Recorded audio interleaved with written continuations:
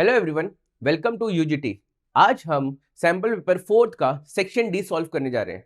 इसके answers keys हमारे application में अवेलेबल है, आप वहां पे जाके डाउनलोड कर सकते हैं। चलिए स्टार्ट करते हैं सेक्शन डी के साथ। चलिए स्टार्ट करते हैं पहले क्वेश्चन के साथ। पहला क्वेश्चन हमसे पूछा जा रहा है, how is plaster of Paris formed? Right, right it's chemical name and formula, mention it's uses. तो सबसे पहले हमें ये बताना है कि बेसिकली जो प्लास्टर ऑफ पेरिस है ये बनता कैसे है। ठीक है, तो हम सबको पता है कि जो प्लास्टर ऑफ पेरिस है इसको बनने के लिए हमें एक पर्टिकुलर कंपोनेंट की जरूरत पड़ती है, एक पर्टिकुलर सब्सटेंस की जरूरत पड़ती है जिसको हम बोलते हैं जिप्सम। और जिप्सम का फॉर्मूला होता है CaSO4.2H2O। ये क्या है? ये हमारा जिप्सम है। अब जब इस पर्टिकुलर जिप्सम को हम लोग हीट करते हैं 373 केल्विन पे, कितने पे?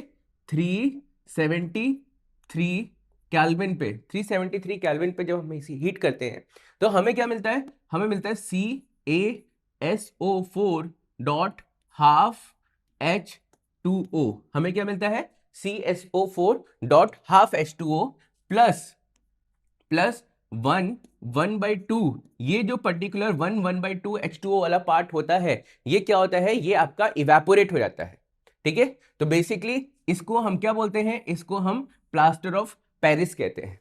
और इसका दूसरा नाम भी होता है, जो केमिकल नेम होता है, इसको हम बोलते हैं calcium sulphate.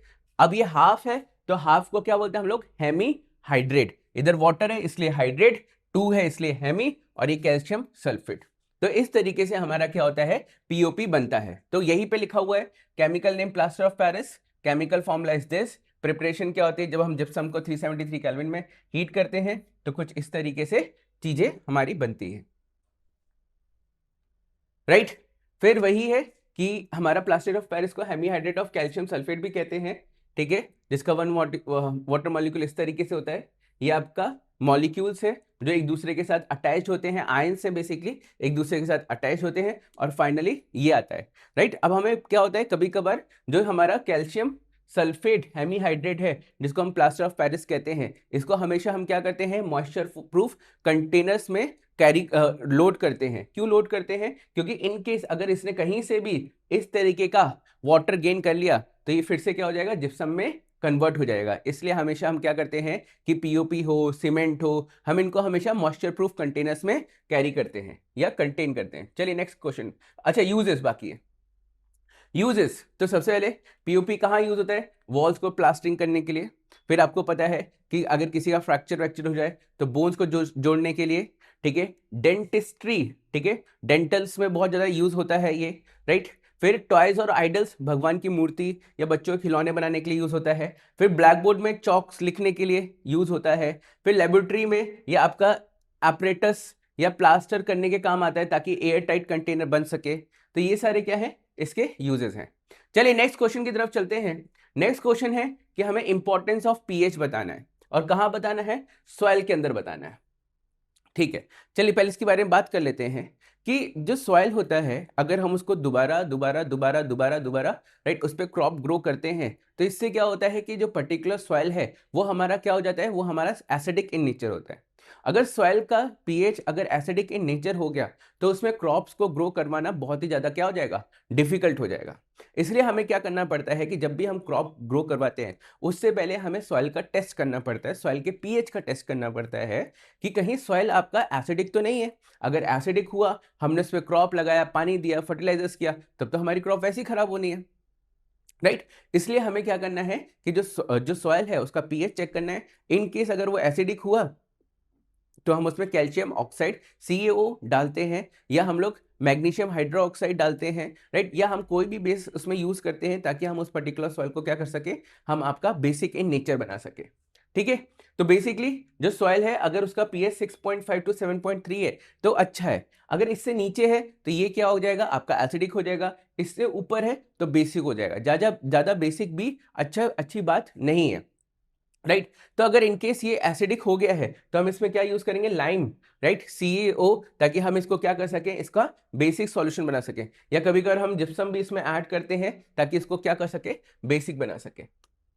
Right, next question है न्यूट्रलाइजेशन रिएक्शन। ठीक है, तो सिंपल सा देखते हैं व्हाट इज न्यूट्रलाइजेशन रिएक्शन। कि जब मेरे पास एसिड है, राइट, जब मेरे पास एसिड है, मैंने इसको क्या किया, बेस के साथ रिएक्ट किया, एसिड को बेस के साथ रिएक्ट किया, तो it will form salt, salt plus water, it will form salt plus water. ठीक है, तो एसिड्स, एसिड्स, चलिए तो मैं एक एग्जांपल ले लेता हूं, एक एग्जांपल लेता हूं, that is HCl plus NaOH, NaOH, they will give NaCl plus H2O, right. तो इसी को हम न्यूट्रलाइजेशन रिएक्शन कहते हैं, कि जब आपका एसिड और बेस मिलके हमारा सॉल्ट प्लस वाटर बनाते हैं, तो उसी को हम लोग क्या बोलते हैं, न्यूट्रलाइजेशन रिएक्शन कहते हैं। ठीक है, यहाँ पे वही वर्ड्स के फॉर्म में लिखा है, और यहाँ पे एग्जाम्पल जो मैंने आपको बताया वही है, यहाँ पे एक और एग्जाम्पल है, ठीक है, K2SO4 बन रहा है यहाँ पे, और इस तरीके से चीजें बन रही है। ठीक है, चलिए नेक्स्ट क्वेश्चन की तरफ चलते हैं। नेक्स्ट क्वेश्चन हमसे पूछा जा रहा है ऑक्सीडेशन ऑफ इथेनॉल, राइट। तो हमें पता है कि जब भी हम इथेनॉल को ऑक्सीडेशन करते हैं तो हमें क्या मिलता है, हमें इथेनोइक एसिड मिलता है। ठीक है, इथेनॉल का जब भी हम ऑक्सीडेशन करते हैं तो हमें क्या मिलता है, आपका इथेनोइक एसिड मिलता है। जैसे कि यहाँ पे हम देख सकते हैं कि ये इथेनॉल है, हम इथेनॉल को ऐसे भी लिख सकते हैं और इथेनॉल को ऐसे भी लिख सकते हैं, C2H5OH। अब इसको हम क्या करते हैं कि जब एक पर्टिकुलर, ठीक है, पर्टिकुलर आपका कैटलिस्ट के में आप इसको रिएक्ट करते हैं, ठीक है, तो उससे क्या बनता है, ये आपका इथेनोइक एसिड बनता है। ठीक है, तो इसको मैं क्या कर लेता हूँ, नीचे लिख लेता हूँ, तो ये क्या बनेगा, इथेनोइक एसिड इज CH3COOH। अब इंपॉर्टेंट क्या है, इंपॉर्टेंट ये है कि इस कैटलिस्ट के बारे में जानना। तो हम इस कैटलिस्ट में क्या यूज कर सकते हैं, या तो हम एल्कलाइन KMNO4 यूज कर सकते हैं, या हम यहाँ पे एसिडिफाइड K2Cr2O7 यूज कर सकते हैं। जैसे कि यहाँ पे KMNO4 है, तो इसको हम क्या बोलते हैं, पोटेशियम पर मैग्नेट, या तो हम बेसिक पोटेशियम पर मैग्नेट यूज कर सकते हैं, या हम एसिडिफाइड पोटेशियम डाइक्रोमेट यूज कर सकते हैं, तो it will easily converted into ethanoic acid. यही हमारा क्या होता है, ऑक्सीडेशन रिएक्शन होता है, जब हम इथेनॉल को इथेनोइक एसिड में कन्वर्ट करते हैं इन द प्रेजेंस ऑफ आपका पोटेशियम डाइक्रोमेट या आपका पोटेशियम पर मैग्नेट। ठीक है, फिर उसके बाद इसकी प्रॉपर्टीज के बारे में बात करते हैं। तो ये आपने देखा होगा, जनरली अगर आपको इथेनॉल समझ में नहीं आ रहा तो अल्कोहल की बात कर लेते हैं। अल्कोहल कभी ना कभी देखा होगा आपने कि एथेनॉल क्या होता है class, it is a colourless liquid. ये आपका एक कलरलेस लिक्विड होता है। ठीक है, इसका फ्रीजिंग पॉइंट कितना होता है, 156 केल्विन, और इसका बॉइलिंग पॉइंट होता है 315 केल्विन। ये पानी में किसी भी प्रोपोर्शन में क्या होता है, आपका डिसॉल्व हो जाता है, और it is a good solvent. Good solvent मतलब कि ये पर्टिकुलर किसी भी पर्टिकुलर चीज में, लिक्विड में आपका इजिली डिसॉल्व हो जाता है। ठीक है, अब इसके यूजेस देखते हैं, राइट। यूजेस, तो यूजेस बहुत इंपॉर्टेंट है कि पहले ये मेडिसिन के फील्ड में भी यूज होता है। ठीक है, सिरप्स होती है, टॉनिक्स होती है। कभी अगर आपने देखा होगा कि आपको बचपन में कोल्ड होता था या कफ होता था, तो एक पर्टिकुलर कफ सिरप पीते थे, उसके बाद बहुत सोते थे, नींद बहुत आती थी। क्यों, क्योंकि उसके अंदर क्या होता था, इथेनॉल हुआ करता था, राइट। फिर ये क्या होता है, लिक्योर्स, वर्निशेस, फ्रेगमेंट्स, ये जितने भी स्मेलिंग कंपाउंड्स हैं उनको बनाने के लिए भी क्या काम आता है, ठीक है, परफ्यूम्स को बनाने के काम आता है। फिर आता है एंटीसेप्टिक, राइट। बेसिकली आपने देखा होगा कि डॉक्टर्स क्या करते हैं कि राइट कुछ भी ऑपरेशन या कुछ भी चेकअप करने से पहले हैंड को वॉश करते हैं। तो जिस चीज से, जिस पर्टिकुलर लिक्विड से वो हैंड को वॉश करते हैं, उनके अंदर जनरली क्या होते हैं, एल्कोहल होते हैं। और एल्कोहल क्या करता है कि आपके हाथ में जितने भी माइक्रो ऑर्गेनिज्म ये सब चीजें होते हैं उनको क्लीन कर देता है, मतलब उनको मार देता है। फिर प्योर, प्योर जो इथेनॉल है, राइट, जिसको हम एब्सोल्यूट अल्कोहल भी कहते हैं। वैसे तो ये लीथल है, बट अगर क्या है, इसको आप थोड़ा सा पानी में मिला के पियो तो क्या होगा, ये आपका अल्कोहलिक ड्रिंक बन जाएगा। जो भी हम लोग राइट इस तरीके से ड्रिंक व्रिंक लेते हैं ना, वो आपका प्योर इथेनॉल ही होता है, उसको हम थोड़ा सा पानी में मिक्स करते हैं। ठीक है, रेक्टिफाइड स्पिरिट होता है, ठीक है, चलाने के लिए, मतलब कोई भी चीज को जलाने के लिए हम उसमें यूज करते हैं। ठीक है, चलिए नेक्स्ट क्वेश्चन की तरफ चलते हैं। नेक्स्ट क्वेश्चन में पूछा जा रहा है कि एक तो हमें डायग्राम बनाना है, ऊपर से हमें इसका ब्लड सर्कुलेशन समझाना है। तो मैं आपको ब्लड सर्कुलेशन समझा देता हूँ। बेसिकली क्या होता है, हार्ट का काम क्या होता है कि हमारी बॉडी में जो भी डीऑक्सीडेटेड ब्लड है उसको क्या करना है, ऑक्सीडेटेड में कन्वर्ट करके दोबारा बॉडी में भरना है। ठीक है, सॉरी, भेजना है, ठीक है, भरना नहीं है, राइट। सबसे पहले यहाँ पे ह्यूमन हार्ट है, यहाँ पे आप ये वेना कावा देख सकते हो। जब आप ये वेना कावा देखते हो तो ये क्या है, हमारी बॉडी की सबसे बड़ी आपकी वेन है, सबसे बड़ी वेन है। तो ये सबसे बड़ी वेन क्या करती है, हमारी बॉडी में डीऑक्सीजनेटेड ब्लड को कैरी करती है। अब ये जो डीऑक्सीजनेटेड ब्लड है ये कहाँ आता है, ये हमारा आता है राइट आर्टरियम में। ठीक है, ये कहाँ आता है, हमारा राइट आर्ट्रियम में। ठीक है, हमारे कितने चैम्बर्स हैं? 4 चैम्बर है, 1 2 ये 3 और ये 4। ये क्या है? 4 चैम्बर्स हैं। ठीक है, राइट। तो सबसे पहले जो हमारा ब्लड होता है डीऑक्सीनेटेड ब्लड, ये कहाँ आता है? ये आपका वेना कावा से आपका पहले राइट आर्ट्रियम में आता है। ठीक है, यहां से भी आ सकता है और यहां से भी आ सकता है। अब क्या होता है कि जब सबसे पहले ये राइट आर्ट्रियम में फिल होता है, ठीक है, तो अभी ये क्या है? ये वॉल्व है, ये पर्टिकुलर एरिया क्या है? वॉल्व है। अभी ये वॉल्व सपोज करो क्लोज है। ठीक है, अब क्या हुआ? यहाँ पे ब्लड भरता गया भरता गया भरता गया। अब एक टाइम पे इतना ब्लड भर जाएगा कि इस ब्लड के भरने की वेट की वजह से ये वॉल्व ओपन हो जाएंगे। ठीक है, ये ब्लड के भरने की वजह से ये वॉल्व ओपन हो जाएंगे और सारा का सारा ब्लड कहाँ चला जाएगा? यहाँ पे सेकेंड आपके चैम्बर पे चला जाएगा, जो कि हमारा है राइट वेंट्रिकल। अब जैसे कि सारा का सारा ब्लड यहां पे गया, तो ये सारा का सारा ब्लड इस वाले रास्ते से कहां जाएगा? बाहर की तरफ जाएगा। ये पर्टिकुलर ब्लड बाहर की तरफ क्यों जा रहा है? क्योंकि यहां पे क्या है? यहां पे हमारा लंग्स है। ठीक है, क्योंकि हमें क्या करना है? डीऑक्सीनेटेड ब्लड को ऑक्सीजनेटेड करना है। ठीक है, डीऑक्सीनेटेड ब्लड को ऑक्सीजनेटेड करता है, और अगर ऑक्सीजनेटेड करना है हमें, ठीक है, ऑक्सीजनेटेड करना है हमें, तो इसके लिए हमें लंग्स के पास भेजना ही पड़ेगा, क्योंकि उसी के पास पूरा का पूरा ऑथोरिटी ऑक्सीजन का। ठीक है, तो ये क्या करता है? ये आपका लंग्स के पास जाता है। लंग्स के पास जाता है, तो लंग्स के पास जाने के लिए क्या होता है? ये पल्मोनरी आर्टरीज का यूज करते हैं। अब क्वेश्चन ये आएगा कि आर्टरीज तो बेसिकली क्या होती है? ऑक्सीडेटेड ब्लड कैरी करती है, पर यहाँ पे ये जो ब्लड लेके जा रहा है ये तो डीऑक्सीडेटेड ब्लड है। तो इसलिए क्या होता है कि हमारी बॉडी में सिर्फ और सिर्फ एक ऐसी आर्टरीज होती है जो डीऑक्सीडेटेड ब्लड कैरी करती है। ठीक है, सिर्फ और सिर्फ एक ऐसी आर्टरी है जो डीऑक्सीनेटेड ब्लड कैरी करती है, उसका नाम होता है पल्मोनरी आर्टरीज। अब जैसे ही ब्लड डीऑक्सीनेटेड हो जाएगा, तो अब ये जो ब्लड है वो आपका ऑक्सीनेटेड ब्लड कहां पे आएगा? आपका लेफ्ट आर्ट्रियम में आएगा। अब वेन्स तो जनरली डीऑक्सीनेटेड ब्लड कैरी करती है, बट यहाँ पे जो वेन्स है वो तो ऑक्सीनेटेड कैरी कर रहा है, इसलिए हमारी बॉडी में सिर्फ और सिर्फ एक ऐसी वेन है जो ऑक्सीनेटेड ब्लड कैरी करती है, तो उसका नाम होता है पल्मोनरी वेन्स। अभी पल्मोनरी वेन से पूरा का पूरा ब्लड यहाँ पे फिल होगा। इस ब्लड के वेट से ये वॉल ओपन हो जाएगी। जैसे ही वॉल ओपन होगी तो सारा का सारा ब्लड यहाँ पे आ जाएगा। जैसे ही सारा का सारा ब्लड यहाँ पे आएगा, देन उसके बाद ये इस रास्ते से, ये इस रास्ते से, और एरोटा जो हमारी बॉडी की सबसे बड़ी आर्टरी है उससे क्या हो जाएगा? आपका बॉडी में चला जाएगा। तो इस तरीके से क्या होता है? हमारे हार्ट का फंक्शन होता है। सबसे पहले ब्लड कहां से आएगा? वेना कावा से फर्स्ट चैम्बर में, then it will go second chamber में, देन इट विल गो यहां से पल्मोनरी आर्टरीज, फिर पल्मोनरी आर्टरी से ब्लड वापस आएगा, फिर उसके बाद वो यहां पे जाएगा, फिर उसके बाद यहां से वो बाहर निकल जाएगा। तो आप देख सकते हो कि हार्ट को एक डीऑक्सीनेटेड ब्लड को ऑक्सीनेटेड में कन्वर्ट करने के लिए उसको 2 बार पंप करना पड़ता है। That is why it is called double circulation. इसलिए हम इसे क्या बोलते हैं? डबल सर्कुलेशन बोलते हैं। ठीक है, तो देखिए यही है कि चैम्बर्स के बारे में बताया गया है, राइट।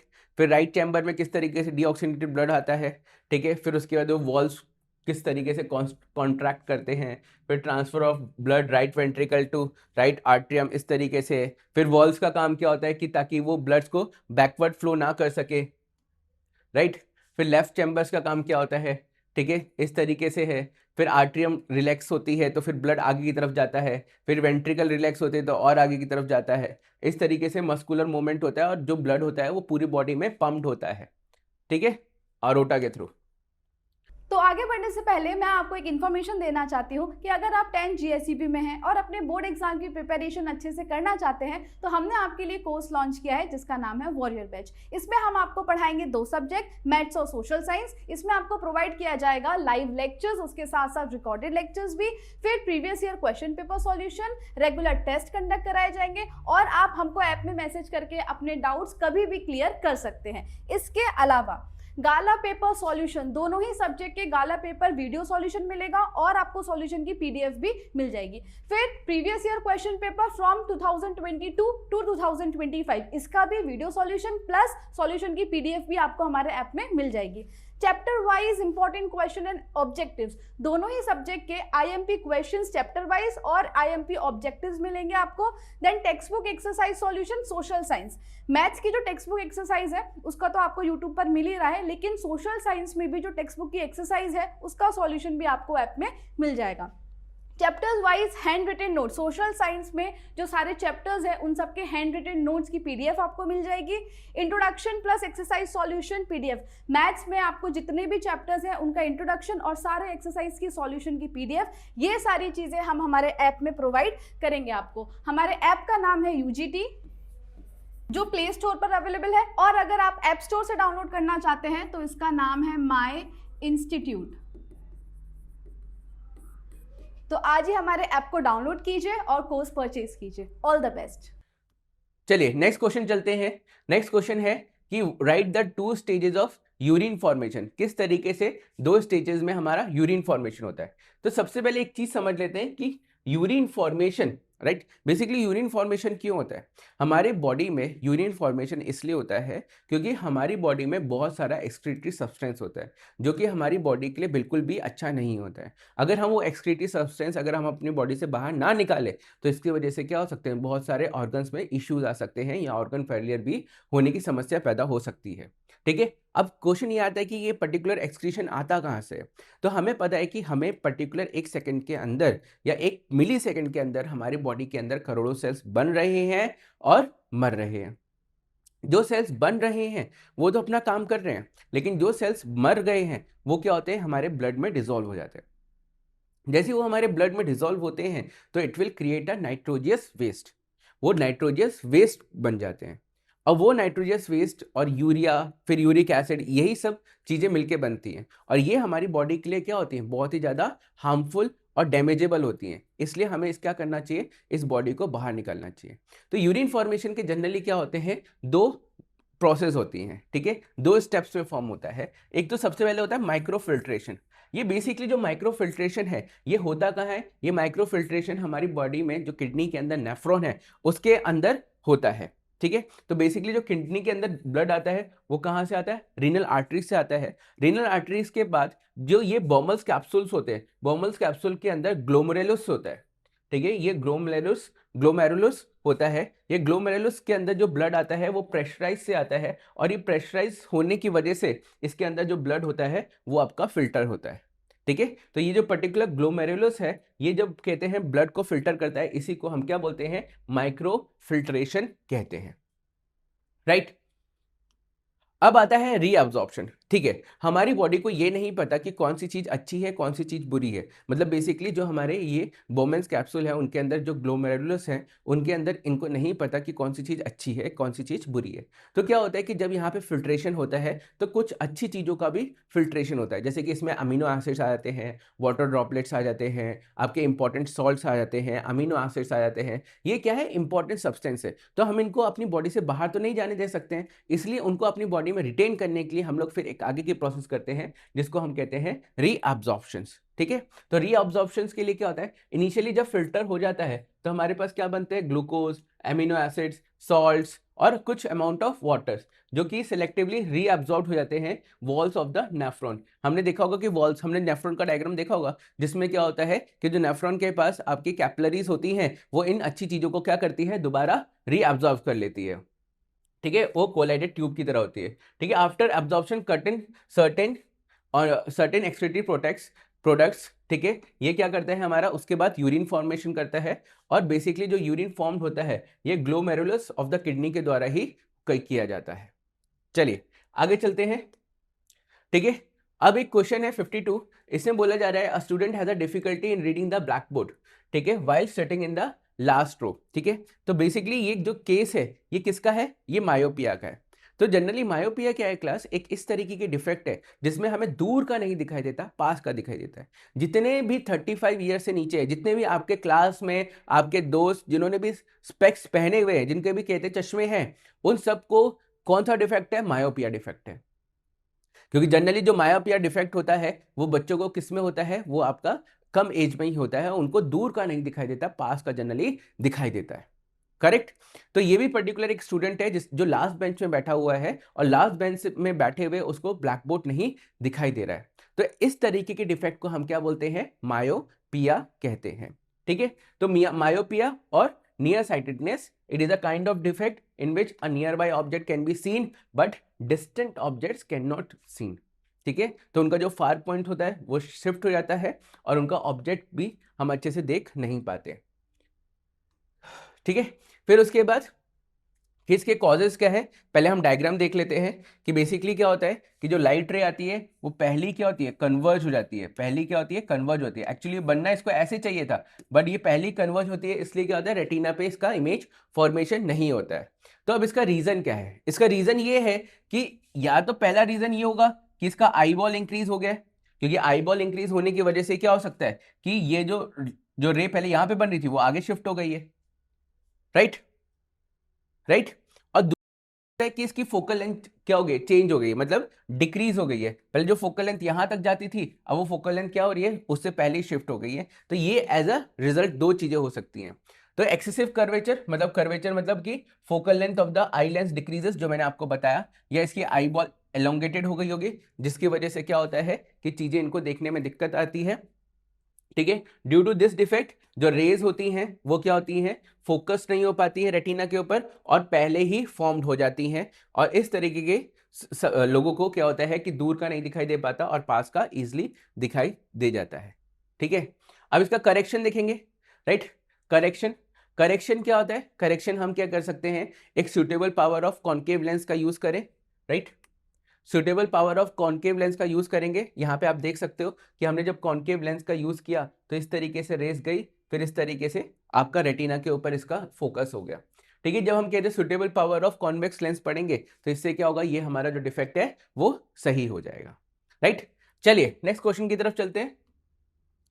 नेक्स्ट क्वेश्चन में हमसे पूछा गया है, right, a compass needle is placed near a current carrying straight wire, state your observation for the following cases and give this.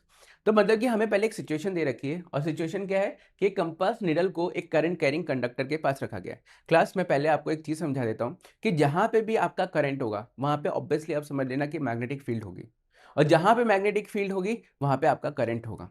तो बेसिकली हमने क्या किया है, कंपास को करंट कैरिंग कंडक्टर के पास प्लेस किया है और इससे रिलेटेड हमारे पास कुछ आंसर्स हैं और वो हमें देखना है।